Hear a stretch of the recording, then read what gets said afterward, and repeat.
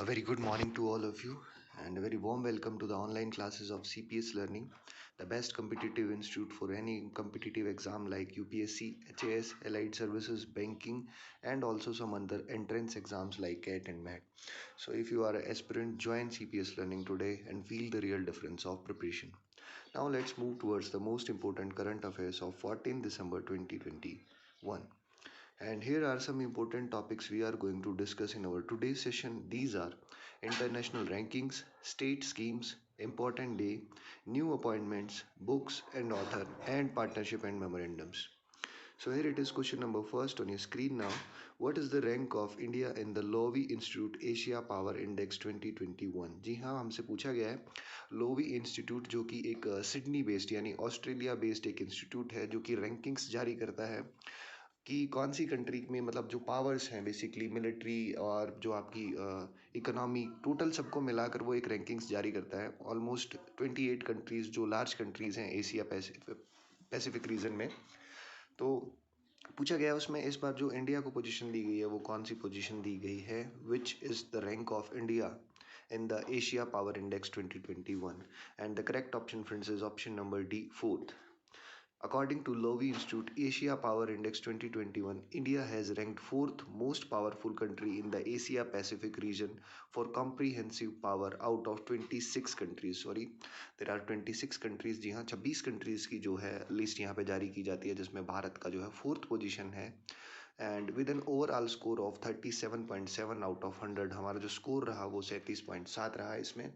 And इसमें जो top किया है वो टॉप किया है यूएसए ने and then China and other major countries, और फोर्थ नंबर पर हमें थर्ड पर जो है रशिया है यहाँ।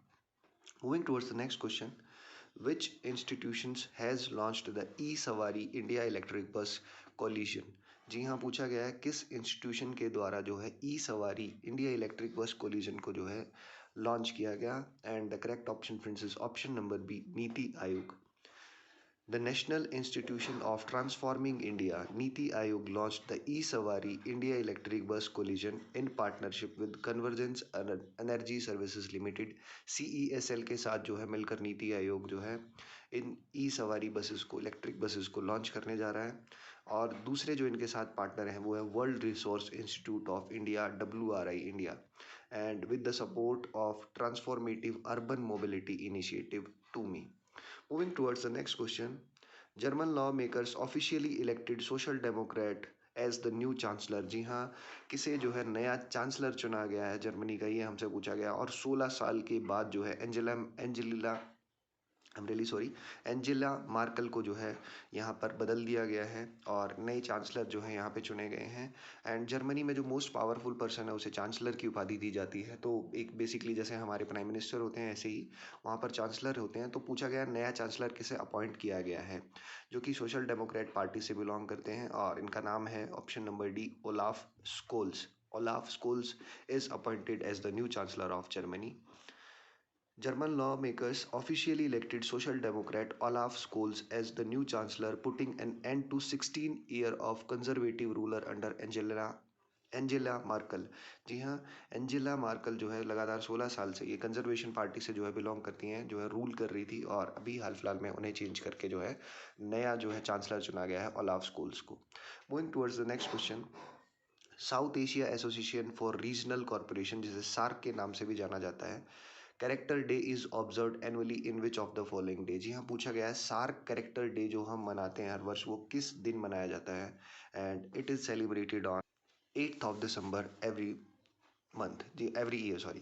तो हर वर्ष जो है 8 दिसंबर को जो है हम सेलिब्रेट करते हैं सार्क कैरेक्टर डे के रूप में।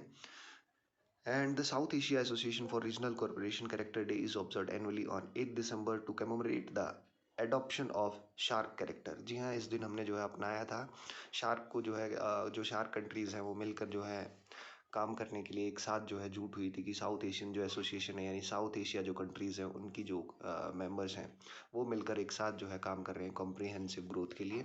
तो इसी दिन के रूप में हम इसे सेलिब्रेट करते हैं। Moving towards the next question, when was the international anti corruption day is observed annually? जी हाँ, अंतर्राष्ट्रीय एंटी करप्शन डे कब मनाया जाता है, and the correct option friends is option number C, 9th of December. International Anti-Corruption Day is celebrated on 9th of December.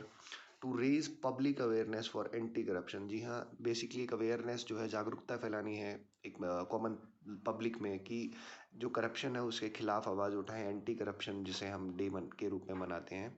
The day is observe since the passage of United nation convention against corruption on 31 अक्टूबर 2003। जी हाँ, 2003 31 दिसंबर से जब से जो है United Nations ने convention against corruption को जो है इस रूप में डिक्लेयर किया था, तब से ही हम जो है इसको इंटरनेशनल एंटी करप्शन डे के रूप में मना रहे हैं।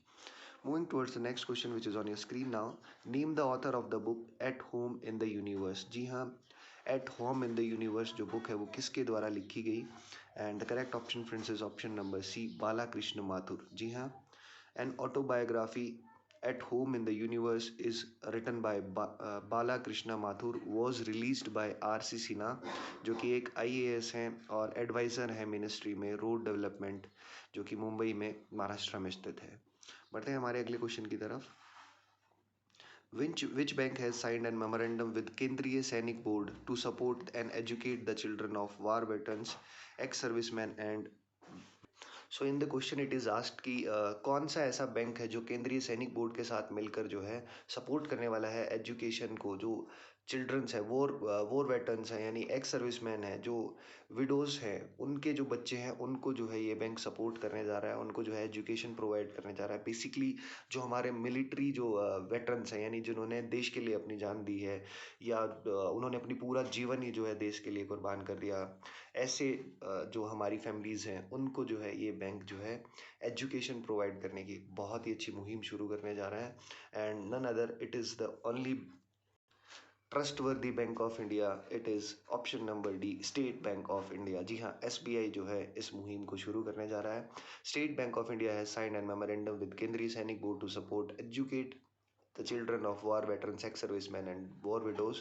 India's largest bank said it will provide a grant of 1000 per month. जी हाँ, 1000 जो है रुपीज़ जो पर मंथ जो है दिए जाएंगे बच्चे को एजुकेशन के लिए, और 8333 वॉर वेटरन्स को जो है की फैमिलीज को जो है इसका फायदा मिलने वाला है। बढ़ते हैं अगले क्वेश्चन की तरफ। Who among the following personality was SpaceX first flight surgeon, and this is a proud moment for us. आजकल जो है स्पेसएक्स का आप बहुत नाम सुन रहे होगे बार बार बार जो है, और इन्होंने जो है अपना पहला फ्लाइट सर्जन जो है उसको अपॉइंट किया है, एंड ही इज इंडियन, और इनका नाम है Anil Menon. Option number A, Anil Menon. NASA turned SpaceX surgeon Anil Menon is among the 10 latest trainee astronaut who will be joined the 2021 class of American Space Agency as it planned for the first human mission to moon in more than 50 years. So it's a proud moment for us, all the Indians. Moving towards the next question. आंग सान सू की। जी हाँ, ये जो है काफ़ी नाम सुनने में आ रहा था अभी लास्ट टू लास्ट ईयर, जब आपको देखने को मिला है कि किसी एक कंट्री में बहुत सारी जो है मुस्लिम्स पर एक तरीके से टारगेट किया गया था, और काफ़ी मुस्लिम्स को जो है यहाँ पे मारा गया और उनके साथ जो है बहुत ही दुराचार किया गया। तो उनको जो है इस वजह से जो है सज़ा सुनाई गई थी 4 साल की।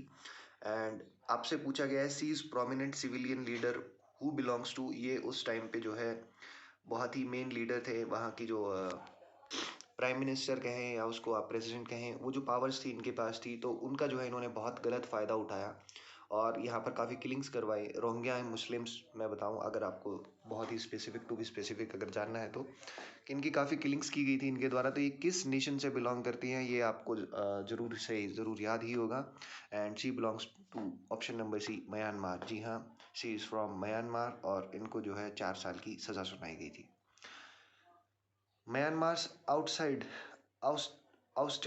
civilian leader Aung San Suu Kyi was sentenced to 4 year imprisonment after being found guilty on 2 charges. The first verdicts in the raft of criminal cases that the country's military has brought against her since seized power 10 months ago. बढ़ते हैं हमारे अंतिम question की तरफ।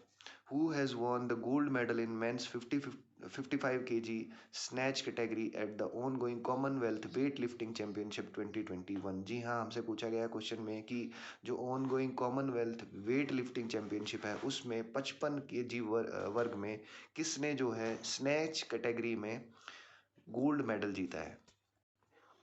And his name is संकेत महादेव सरगार। जी हाँ, option number D, संकेत महादेव सरगार ने जो है जीता है 55 kg वर्ग में स्नैच कैटेगरी में गोल्ड मेडल कॉमनवेल्थ चैंपियनशिप में। संकेत Mahadev Sargar won the gold medal in men's 50-55 kg snatch category at the ongoing Commonwealth Weightlifting Championship 2021. He created the national record by lifting 113 in the men's 50-55 snatch category। जी हाँ, इन्होंने जो है एक national record यानी कि India में जो है ये सबसे ज़्यादा वेट उठाने वाले बन गए हैं। 113 kg इन्होंने वेट उठाया 55 कैटेगरी में। 55 kg की जो कैटेगरी है यानी इनका जो वेट है वो बिलो 55 kg ही रहता है, तो उसमें इन्होंने जो है नेशनल रिकॉर्ड बनाया है 113 kg का वेट उठाकर।